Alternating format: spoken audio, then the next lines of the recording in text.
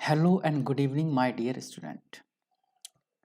बेटा, आज जैसे आपको पता है मैं आपको कराने वाला हूँ आपके सिलेबस में बहुत ही इम्पॉर्टेंट कुछ टॉपिक हैं जो आपके एग्ज़ाम में आने वाले हैं। और वो टॉपिक क्या क्या हो सकते हैं उनकी थोड़ी चर्चा करते हैं। मैं जो आपको आज टॉपिक करा रहा हूँ बेटा वो है पूरा का पूरा बैंकिंग। बैंकिंग का मतलब मैं आपको आज रिवीजन कराऊंगा केंद्रीय बैंक का, मैं आपको रिवीजन कराऊंगा स्टेट बैंक का, मैं आपको रिवीजन कराऊंगा वाणिज्य बैंकों का, मैं आपको रिवीजन कराऊंगा देसी बैंक का। यानी कि बेटा आज हम कोशिश करेंगे कुछ 4-5 चैप्टर आपके कंप्लीट हो जाए ताकि आपके एग्जाम तक आपकी अच्छे से तैयारी हो जाए। सभी को पता है एग्जाम आने वाले हैं, आज से लगभग 15 दिन आपके पास हैं एग्जाम के अंदर। तो अब तक मैं बेटा आपकी लाइव क्लास कुछ समय से नहीं ले पा रहा था, उसके लिए सॉरी। क्योंकि कुछ सबको पता है बेटा 12th के एग्जाम भी आने वाले हैं, 9th के एग्जाम भी चल रहे हैं, 10th के एग्जाम भी चल रहे हैं, 11th के एग्जाम भी चल रहे हैं। चूंकि सभी क्लास के एग्जाम चल रहे हैं बेटा, मेरे को सभी को पढ़ाना है, तो 10th की क्लास कुछ समय से रुकी हुई थी, लेकिन आज से आपकी 10th की क्लास स्टार्ट हो गई है। और आज जो मैं आपको रिवीजन कराऊंगा मैं कोशिश करूंगा बेटा मैं आपको आज 4 चैप्टर कंप्लीट रिवीजन करा दूं, केंद्रीय बैंक का, स्टेट बैंक ऑफ इंडिया का, वाणिज्यिक बैंकों का और देसी बैंकर का। और चर्चा भी करेंगे कि हम किस तरह से इन चैप्टर को याद कर सकते हैं और क्या क्या इन चैप्टर्स के इंपॉर्टेंट क्वेश्चन है। तो अब जो हमारा डिस्कशन होगा बेटा वो सिर्फ और सिर्फ होगा इन चैप्टर के इंपॉर्टेंट क्वेश्चन पर।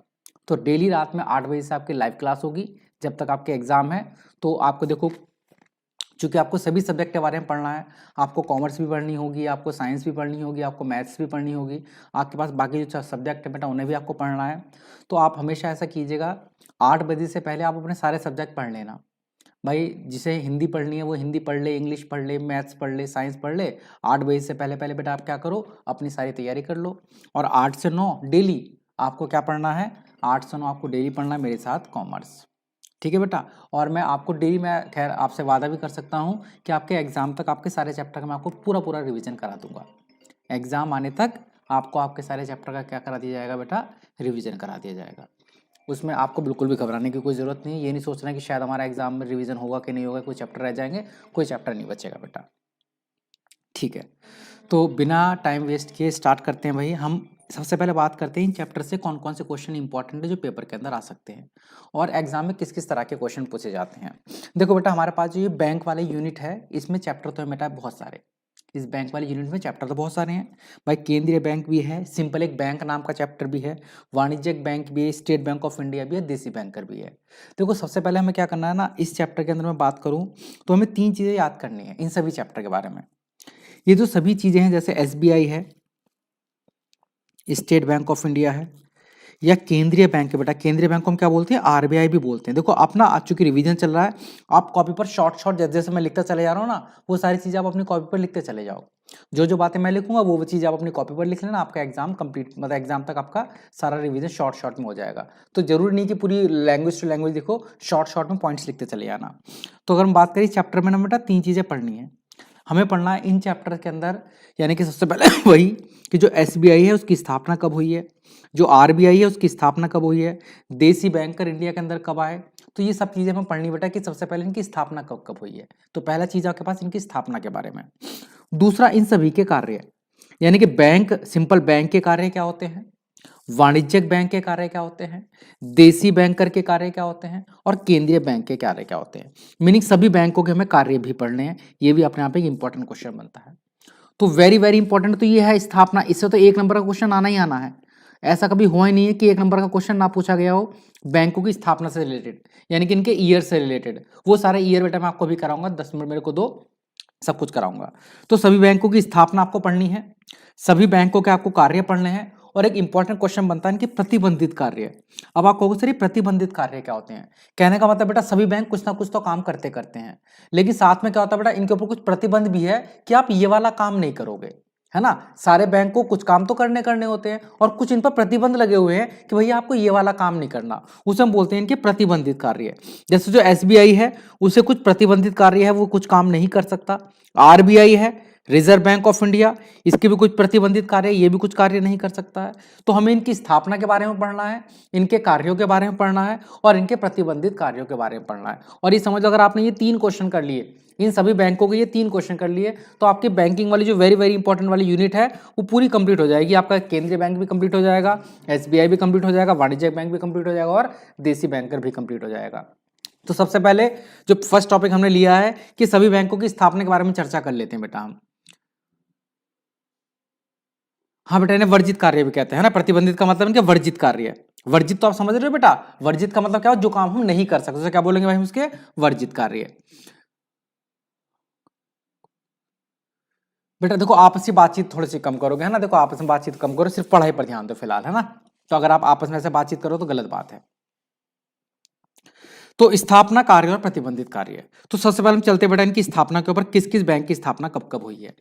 तो सबसे पहला वेरी इंपॉर्टेंट क्वेश्चन आप कॉपी पर लिखते चले जाओगे, और मैं ये मानकर भी चलता हूँ जो हमारे पुराने बच्चे हैं उन सबको क्वेश्चन ये आते भी होंगे। जो पुराने बच्चे हैं उन सभी को ये क्वेश्चन आते होंगे बेटा। जो फर्स्ट टाइम पढ़ रहे हैं, ये पहली बार देखे बेटा, उन्हें थोड़ा सा लिखना भी पड़ेगा। लेकिन जिन्हें आता है बेटा वो ये ना सोचे कि हमें तो आता है, हमें कॉपी पर लिखने की जरूरत नहीं है, हमें तो एग्जाम तक याद रहेगा। जब एग्जाम का प्रेशर पड़ता है ना बेटा, सब भूल जाते हैं। आप चूंकि फर्स्ट टाइम एग्जाम देने जा रहे हो तो सीधी सी बात है भैया, आपको दिक्कत तो होगी। तो मैं आपको क्या बता रहा था, आप सबसे पहले क्या करो बच्चे, इन सब की स्थापना याद कर लो। पहला आप याद करो भैया, केंद्रीय बैंक को हम बोलते क्या है भाई, आरबीआई बोलते हैं। केंद्रीय बैंक को हम क्या बोलते हैं, आरबीआई, यानी कि reserve bank of India. Reserve bank of India. अब पेपर में प्रश्न आएगा कि आरबीआई की स्थापना कब हुई, या केंद्रीय बैंक की स्थापना कब हुई, या रिजर्व बैंक ऑफ इंडिया की स्थापना कब हुई, किसी भी तरह से पूछ सकता है बेटा वो। तो आपको कब बताना है, केंद्रीय बैंक की स्थापना कब हुई बेटा, 1 अप्रैल 1935। याद रखना, वेरी वेरी इंपॉर्टेंट क्वेश्चन है। भारत में केंद्रीय बैंक की स्थापना कब हुई, 1 अप्रैल 1935, पहला प्रश्न। दूसरा प्रश्न यह आएगा कि भारत के केंद्रीय बैंक का नाम क्या है। भारत के केंद्रीय बैंक का नाम क्या है, सबको पता है बेटा, reserve bank of India. Reserve bank of India यानी कि भारतीय रिजर्व बैंक। क्या बोलोगे आप इसे, भारतीय रिजर्व बैंक। तो भारत का केंद्रीय बैंक की स्थापना कब हुई, 1 अप्रैल 1935। इसका नाम क्या है, भारतीय रिजर्व बैंक या रिजर्व बैंक ऑफ इंडिया, पहली चीज। दूसरा, एसबीआई कि जो स्टेट बैंक ऑफ इंडिया है, पहला था बेटा आरबीआई, है ना, आरबीआई, उसका नाम याद रखना, RBI reserve bank of India. इसे हम क्या बोलते हैं, अपना केंद्रीय बैंक। केंद्रीय बैंक की स्थापना 1 अप्रैल 1935। कॉपी पर लिख लो, कंफ्यूज हो जाओगे बेटा, वरना जो थोड़े से कुछ बच्चे ऐसे होते हैं बेटा, उनका थोड़ा सा मतलब बहुत ज्यादा वो शार्प माइंडेड नहीं है, तो आप कॉपी पर आराम से लिख लो, केंद्रीय बैंक की स्थापना कब हुई, 1 अप्रैल 1935। केंद्रीय बैंक को हम क्या बोलते हैं, भारतीय रिजर्व बैंक बोलते हैं, भारतीय रिजर्व बैंक बोलते हैं बेटा। दूसरा क्या रहा, SBI, state bank of India. State bank of India, SBI का मीनिंग क्या होता है बेटा, स्टेट बैंक ऑफ इंडिया, है ना। अब स्टेट बैंक ऑफ इंडिया की स्थापना कब हुई भैया, 1 जुलाई 1935 को हुई। 1 जुलाई 19 सॉरी बेटा 1 जुलाई 1955 1 जुलाई 1955 को हुई बेटा, है ना। तो जो एसबीआई उसकी स्थापना कब हुई बेटा, 1 जुलाई 1955। 1 जुलाई 1955 एसबीआई, 1 जुलाई 1955, है ना। और आरबीआई 1 जुलाई 1935। 1 जुलाई 1955 और 1 जुलाई 1 अप्रैल 1935 और 1 जुलाई 1955, ये आपको याद रखना बेटा। एसबीआई की स्थापना कब हुई बेटा, 1955 में हुई है। कब हुई है, 1955 में। दूसरा वेरी इंपॉर्टेंट क्वेश्चन, मैंने कहा था ना स्थापना आपको सारे बैंकों की याद रखनी है। और एक जो प्रश्न बेटा मैं हमेशा आपसे पूछता रहता हूं, जो हमारे पुराने बच्चे बेटा रटा पड़ा होगा, सबको आता भी होगा, ठीक है भाई। क्या प्रश्न है कि 14 बैंकों का राष्ट्रीयकरण कब किया गया। भारत में प्रश्न आ सकता है, 14 बैंकों का राष्ट्रीयकरण कब किया गया। मैं इस प्रश्न को हमेशा वेरी वेरी इंपॉर्टेंट की कैटेगरी में रखता हूं, वेरी वेरी इंपॉर्टेंट की कैटेगरी में रखता हूं। 14 बैंकों का राष्ट्रीयकरण कब किया गया, 19 जुलाई 1969 को। बहुत ही इंपॉर्टेंट प्रश्न है, यह आपको अपनी कॉपी पर लिख लेना है बेटा, पेपर में प्रश्न पूछा जाएगा 101%। ये 3 प्रश्न बेटा मैं आपको लिख रहा हूं, इन 3 में से एक प्रश्न पेपर के अंदर आना ही है। इन 3 में से एक प्रश्न बेटा पेपर के अंदर आना है। कौन सा प्रश्न बेटा पेपर के अंदर आना है, या तो भारत में आरबीआई यानी केंद्रीय बैंक की स्थापना कब हुई, 1 अप्रैल 1935। भारत में एसबीआई की स्थापना कब हुई? एसबीआई की स्थापना 1 जुलाई 1955, 1955, 1 जुलाई 1955 को। या तीसरा प्रश्न, 14 बैंकों का राष्ट्रीयकरण कब किया गया? कब किया गया? 19 जुलाई 1969 को। पेपर के लिए वेरी इंपॉर्टेंट प्रश्न है ये, वेरी वेरी इंपॉर्टेंट। भारत में बैंकों का राष्ट्रीयकरण कब किया गया? या तो ये आएगा, हो सकता है 14 शब्द ना लिखे, वो आपसे ऐसे पूछ ले कि बताओ 19 जुलाई 69 को कितने बैंकों का राष्ट्रीयकरण किया गया? तो कितने बैंकों का किया गया था बेटा? 14 बैंकों का। अब कुछ बच्चे सोचते होंगे सर ये राष्ट्रीयकरण का मतलब क्या होता है? बेटा राष्ट्रीयकरण का मतलब है कि जो प्राइवेट बैंक थे ना, सरकार ने उन्हें अपने कब्जे में ले लिया। सरकार ने कहा भैया ये आपके प्राइवेट बैंक है, अपने हमसे पैसा ले लो और इन बैंकों को हमें दे दो। तो सरकार ने प्राइवेट बैंकों को ना बेटा सरकारी बैंक में कन्वर्ट कर दिया था। उसी प्रोसेस को हम राष्ट्रीयकरण कहते हैं ना। अजीब सा शब्द है राष्ट्रीयकरण, ऐसा तो नहीं कुछ बड़ा कर दिया था फलाना ढिमकाना, कुछ नहीं, कोई एयर स्ट्राइक तो नहीं की थी, नहीं भैया। राष्ट्रीयकरण का मतलब है प्राइवेट बैंकों को सरकार ने उन्हें कुछ पैसा दिया और कहा अभी आपके बैंक हमारे कौन से हो गए? सरकारी बैंक हो गए। तो प्राइवेट बैंकों को एक तरह से सरकारी बैंक में बदल दिया था। उसी प्रोसेस को हम बोलते हैं बैंकों का राष्ट्रीयकरण करना, कि ये प्राइवेट बैंक ना राष्ट्र के बैंक हो गए थे, सरकार के बैंक हो गए थे। तो बैंकों का राष्ट्रीयकरण कब किया गया? 19 जुलाई 1969 को। कितने बैंकों को सरकार ने हथिया लिया था? कितने बैंक छीन लिए थे बेटा प्राइवेट लोगों से? 14 बैंकों को हथिया लिया था, उन्हें पैसे देकर उनसे बैंक ले लिए थे बेटा। कब? 19 जुलाई 1969 को। अच्छा सर क्या इसके बाद भी राष्ट्रीयकरण हुआ है? क्या इसके बाद भी सरकार ने प्राइवेट बैंकों को छीना है? हाँ जी बिल्कुल छीना है। कुछ लोग 6 कहते हैं, कुछ लोग 7 कहते हैं बेटा, डाटा थोड़ा अलग अलग है, फिलहाल हम 6 मानते हैं। उसके बाद 6 बैंकों का राष्ट्रीयकरण और किया गया। कब किया गया? 15 अप्रैल 1980। पर मैं कहता हूं कि ये इतना इंपॉर्टेंट नहीं है, ये डेट आपको इतनी इंपॉर्टेंट याद नहीं रखनी। आपको कौन सी डेट याद रखनी है कि 14 बैंकों का राष्ट्रीयकरण कब किया गया? कब किया गया था बताओ? 14 बैंकों का राष्ट्रीयकरण कब किया गया था? 1969 में, 1969 में किया गया था। 1969 में किया गया था भैया 14 बैंकों का राष्ट्रीयकरण। ठीक है भाई। अब उसके बाद एक प्रश्न और है, बैंकिंग अधिनियम। भारत में ना बेटा जो बैंकों के लिए कानून बना था, भारत में बैंकों का कानून कब बना? 1949, 1949 में बना था बेटा। बैंकों के लिए कानून की स्थापना की गई, जो बोलते हैं बैंकिंग अधिनियम, है ना। जैसे सब चीज के लिए अपने अपने कानून होते हैं, वैसे बैंक का भी अपना एक कानून है। और बैंक का कानून भारत में कब बनाया गया था? 1949 में बनाया गया था। भारत में बैंकिंग अधिनियम कब बनाया गया? 1949 बनाया गया। अच्छा चलो शॉर्ट में एक बार सारी चीजें दोबारा लिखते हैं, है ना। मैं तो आपके साथ याद करता हूं बेटा, आप भी याद करो मैं भी याद करता हूं। पहला प्रश्न बेटा मैं याद करता हूं कि भारत में आरबीआई की स्थापना कब हुई? आरबीआई की स्थापना कब हुई भैया? आरबीआई की स्थापना हुई है 1 अप्रैल 1935 को। याद है बच्चों? हाँ जी। अच्छा भारत में एसबीआई की स्थापना कब हुई? जरा मेरे साथ साथ कॉपी पे खुद लिखो, मैं बोल रहा हूं अपने कॉपी पर लिख दो, फिर चेक करो कि सही आपको याद हुआ कि नहीं हुआ। आरबीआई की स्थापना कब हुई? 1935 में। एसबीआई की स्थापना कब हुई भैया? 1 जुलाई 1955 में। अरे बहुत बढ़िया भाई, आप तो बहुत बढ़िया खेल रहे हो। उसके बाद 14 बैंकों का राष्ट्रीयकरण कब किया गया? कॉपी पर लिख दो, मुझसे पहले लिख दो बेटा कॉपी पर, और चेक करो बेटा आप सही लिख रहे हो नहीं लिख रहे हो। 14 बैंकों का राष्ट्रीयकरण कब किया गया बेटा? 19 जुलाई 1969 में। बहुत बढ़िया बेटा। उसके बाद 6 बैंकों का राष्ट्रीयकरण किया गया। जल्दी जल्दी से बेटा कॉपी पर लिखते रहिए, ऑटोमेटिक टेस्ट है आपका। बच्चे कह रहे हैं सर टेस्ट ले लो, टेस्ट तो हो रहा है। मैंने बोला आप क्या करो अपने कॉपी पर लिख दो, फिर चेक करो कि क्या आपको याद हो गया। अगर याद हो गया तो टेस्ट में पास हो गए, है ना। तो ऑटोमेटिक टेस्ट है बेटा, आपका ईश्वर, आपका अल्लाह, आपका जो परम पिता परमात्मा है वो आपको देख रहा है बेटा, है ना। तो आप एक तरह से टेस्ट ही मानकर चलो अपना, कि मैंने पढ़ा भी दिया और हाथों हाथ बेटा मैं आपका टेस्ट भी लेता चल रहा हूं। तो चाहे आप कमेंट में मत लिखो, बस आप डायरेक्ट अपनी कॉपी पर लिखकर देखो, जो मैंने बोला वो कॉपी पर लिखो। देखो 6 बैंक मैंने लिखे ना, 6 बैंकों का राष्ट्रीयकरण कब हुआ कॉपी पर लिख दो, फिर चेक करो कि सर से क्या डेट मैच हो रही कि नहीं हो रही है। 1980 में हुआ, बस आप 1980 याद रखना इसमें, ये अलग पूरी डेट मत याद रखना। 6 बैंकों का राष्ट्रीयकरण कब हुआ गया? 1980 में। 14 बैंकों कब हुआ? 1969 में। एसबीआई की स्थापना 1955, आरबीआई की स्थापना 1935। अच्छा भैया एक और बताओ भाई, भारत में बैंकिंग अधिनियम, बैंकिंग अधिनियम, बैंकिंग अधिनियम कब हुआ बेटा? भारत में बैंकों के लिए कानून कब बना था? जल्दी बताओ भाई, जल्दी बताओ बेटा कब बना होगा? 1949।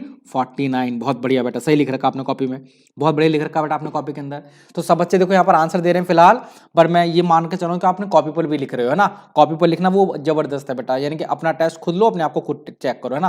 क्योंकि अब तो एग्जाम चल रहा है, एग्जाम सीजन में बेटा दबा कर पढ़ना है बेटा आपको। देखो कितने सारी चीज आपको याद हो गई, एक चैप्टर में बेटा बहुत सारी बात आपको याद हो गई। आपको आरबीआई याद हो गया, एसबीआई याद हो गया, 14 बैंक याद हो गए, 6 बैंक याद हो गए, और आपको बैंकिंग अधिनियम भारत में कब लागू हुआ वो भी आपको याद हो गया। देखो मजा आ रहा होगा बेटा पढ़ने में। अब बताओ, हाँ अब कर सकते हो कमेंट कि हाँ सर मजा आ रहा है, समझ में आ रहा है कुछ। चलिएगा, अब इतनी चीज याद करने के बाद थोड़ा सा आगे बढ़ते हैं। अब बेटा जो हमारे पास ये एक प्रश्न और आता है, इंपीरियल बैंक की स्थापना कब हुई। तो क्वेश्चन बढ़ते चले जा रहे हैं, आप याद करते चले जाओगे। आदर्श यादव बेटा सिर्फ आपको अपनी पढ़ाई करनी है। कौन श्रुति जी हैं, क्या है क्या नहीं है बेटा, आपको उससे मतलब नहीं होना चाहिए, गलत बात है बेटा। हमारा काम यहाँ सिर्फ पढ़ाई करना है, आपसे बातचीत करना नहीं है। अच्छा जी, इंपीरियल बैंक की स्थापना, बहुत सारे प्रश्न करने के साथ साथ बेटा हमारे पास क्या हो गया, इंपीरियल बैंक भी स्टार्ट हो गया कि इंपीरियल बैंक की स्थापना कब हुई। इंपीरियल बैंक की स्थापना कब हुई बेटा, 1921 में, आजादी से भी पहले होगी थी बेटा। तो 27 जनवरी भूल जाना, बस 1921 याद रखना, 1921 इंपीरियल बैंक बेटा। अगर मैं इसके थोड़ा सा इतिहास में जाऊं, खैर ज्यादा इतिहास में जाऊंगा नहीं तो 3 प्रेसिडेंसी बैंक थे, 3 प्रेसिडेंसी बैंक, 3 बैंकों को मिलाकर, 3 प्रेसिडेंसी बैंकों को, हल्का सा फर्स्ट मेरी शब्द सुन लेना, मैं क्या बोल रहा हूं, प्रेसिडेंसी बैंक, 3 प्रेसिडेंसी बैंकों को मिलाकर एक बैंक की स्थापना हुई 1921। उस बैंक को क्या बोला गया, इंपीरियल बैंक। तो ऐसा प्रश्न आ सकता है कि इंपीरियल बैंक की स्थापना कितने बैंकों को मिलाकर हुई, 3 प्रेसिडेंसी बैंकों को मिलाकर, इतना याद रखना है। इंपीरियल बैंक की स्थापना कब हुई, 3 प्रेसिडेंसी बैंकों को मिलाकर एक बैंक की स्थापना हुई, जिसका नाम क्या रखा गया बेटा, इंपीरियल बैंक। कब हुआ इंपीरियल बैंक, 1921। अच्छा आप याद नहीं कर रहे हो बेटा, आप याद नहीं कर रहे हो। और याद रखो बेटा, इसी इंपीरियल बैंक को बदलकर 1955 में, 1955 बताओ बेटा, मैंने कौन सा बैंक बताया था, 1955 में किस बैंक की स्थापना हुई थी, इसी इंपीरियल बैंक को 1955 में बदलकर नाम दे दिया गया, 1955 में बदलकर नाम दे दिया गया एसबीआई। गजब की बात यहां पर आई। सबसे पहले क्या बने थे, 3 इंपीरियल बैंक, और उन 3 इंपीरियल बैंक को जोड़कर एक बैंक बना, नाम रखा गया 3 बने थे प्रेसिडेंसी बैंक, 3 प्रेसिडेंसी बैंक को जोड़कर एक बैंक बना इंपीरियल बैंक 1921। इंपीरियल बैंक कब बना, 1921 में, 3 बैंकों को जोड़कर। और अब इस ही इंपीरियल बैंक को 1955 में नाम बदलकर क्या नाम रख दिया गया इसका, SBI, state bank of India. तो जो स्टेट बैंक ऑफ इंडिया बनाया ना बेटा, वो इंपीरियल बैंक ही बदलकर स्टेट बैंक बना है। तो पेपर में एक प्रश्न और आ सकता है कि एसबीआई की स्थापना किस बैंक के स्थान पर हुई, एसबीआई की स्थापना किस बैंक के नाम पर हुई, सॉरी किस बैंक के स्थान पर हुई, या किस बैंक को बदलकर एसबीआई बनाया गया। तो आप क्या बोलोगे, इंपीरियल बैंक को लिख लो, इंपीरियल बैंक को बदलकर एसबीआई की स्थापना की गई 1955 में। इंपीरियल बैंक को बदलकर एसबीआई की स्थापना की गई 1955 में। तो शायद आपको यह बात याद हो गई होगी, जो बातें बेटा मैंने आपको अभी तक बताई हैं, आपको सारी बातें पता चल गई बेटा। इंपीरियल बैंक वाला कॉन्सेप्ट कम क्लियर हो गया, बैंकिंग अधिनियम क्लियर हो चुका होगा,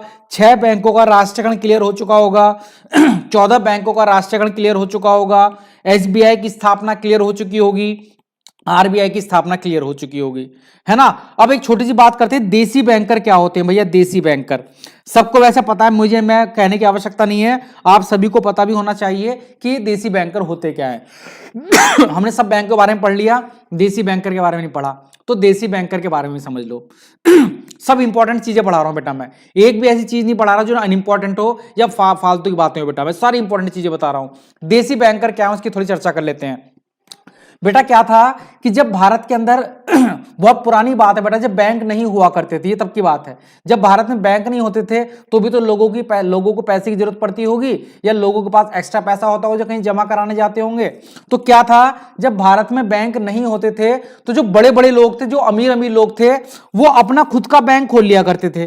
जिन्हें हम बोलते थे साहूकार या महाजन। मान लो बहुत अमीर सा लोग है, कोई इस पर बहुत सारा पैसा है, पहले से बाप दादा का बहुत सारा पैसा है, तो मैं क्या करूंगा, मैं अपने घर के बाहर बैठ जाऊंगा कि भैया किसी को पैसा चाहिए उधार, मुझसे लेने आ जाओ किसी के पास एक्स्ट्रा पैसा है मेरे पास जमा करा जाओ।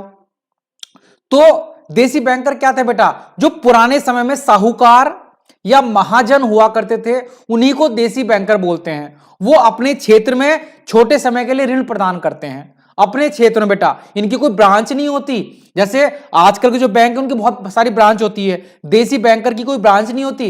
देसी बैंकर क्या होते हैं, अपने क्षेत्र में अमीर लोग छोटे छोटे लोगों को ऋण प्रदान कर देते हैं, उसी को हम क्या बोलते थे, देसी बैंकर। फिलहाल चलो एक छोटी सी बात पढ़ लेते हैं। देसी बैंकर के अंतर्गत ऐसे वित्त प्रदाता, वित्त मतलब लोन देने वाले लोगों को बोलते हैं बेटा, ऐसे लोन देने वाले लोगों को शामिल किया जाता है जो बैंकों के अतिरिक्त पारंपरिक तरीके से, मतलब जो पुरानी परंपरा चली आ रही है बेटा, पुरानी परंपरा के तरीके से ऋण देते हैं।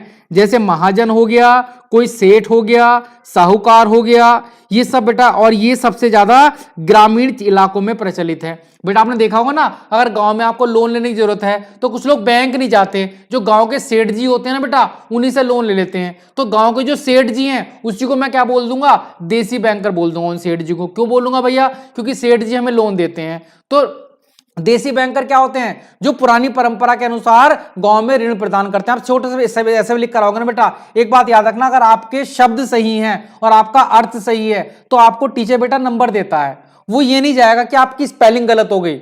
अगर हम बात करें ना, क्योंकि आजकल के टीचर बड़े बहुत बढ़िया हो गए।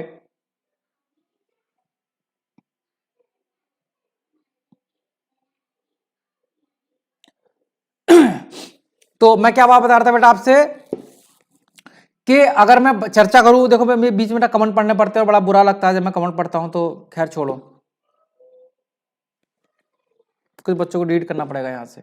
हाँ, मैं क्या बता रहा था बेटा, कि मैं बातचीत कर रहा था बेटा देसी बैंकर की। देखो सब माइंड से निकल गया, तो देसी बैंकर खैर समझ गया ना बेटा। हाँ, मैं बात बता रहा था कि आपको एग्जाम में लिख कर आओगे, क्योंकि बच्चे सोचते हैं यार जो बुक में लिखा हुआ वही डेफिनेशन लिखूंगा तो नंबर मिलेंगे, टीचर नंबर काट देते हैं। फलाना नहीं बेटा, टीचर बहुत अच्छे होते हैं, और आजकल तो बेटा सब नए नए टीचर आ रहे हैं, यंग टीचर आ रहे हैं, और बड़े समझदार होते हैं बेटा।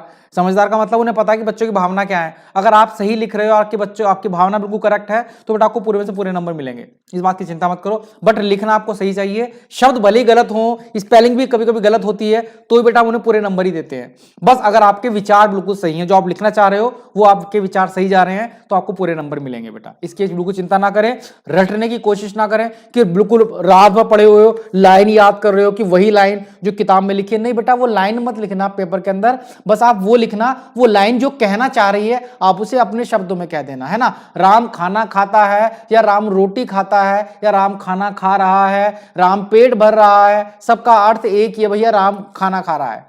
तो कहने का मीनिंग वो नहीं कि जो उसमें लिखा है कि राम खाना खा रहा है तो आप खाना ही लिखो, आप रोटी भी लिख सकते हो भाई, आप पेट भर रहा है भी लिख सकते हो, आप बैठकर खाना खा रहा है भी लिख सकते हो, आप थाली में लेकर खाना खा रहा है राम तो भी लिख सकते हो, फर्क नहीं पड़ता।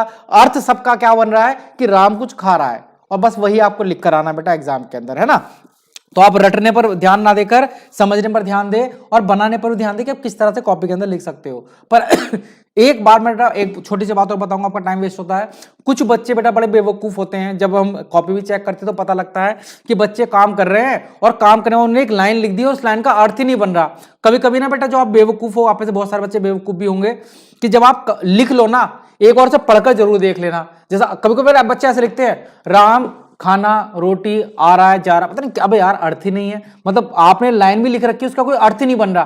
तो भैया जो लाइन लिख दो ना, एक बार पढ़ भी लियो कि जो लाइन लिख रहे हो, फिर से बोलकर देखना कि क्या तुम्हारे कान में उस लाइन का कुछ अर्थ बनकर आ रहा है कि नहीं आ रहा है, या ऐसी उल्टी पुल्टी बातें लिख दी है। कुछ बच्चे तो फुल स्टॉप नहीं लगाते, पूरा पैराग्राफ लिख देंगे शुरू से लेकर एंड तक, पता ही नहीं चलेगा कहां पर उसकी लाइन खत्म हो रही है, बस चली चली आ रही है। राम खाना रोटी पानी साना पाना, पता नहीं क्या है, कहीं पर है तो लगाई नहीं कि रुक गया वो लाइन। तो ऐसा बिल्कुल मत करना, लिखने के बाद एक बार पढ़ जरूर लिया करो बच्चों। ऐसे बहुत सारे हमारे पास एग्जाम्पल हैं जो बिल्कुल बेवकूफ टाइप के बच्चे भी होते हैं, तो आप में से भी कोई ऐसा हो सकता है, ऐसी बात नहीं है, कोई बहुत बड़ी चीज नहीं है कि आप बेवकूफ ना हो, वो वैसे हो सकता है आप ही वो सारे बच्चे हों।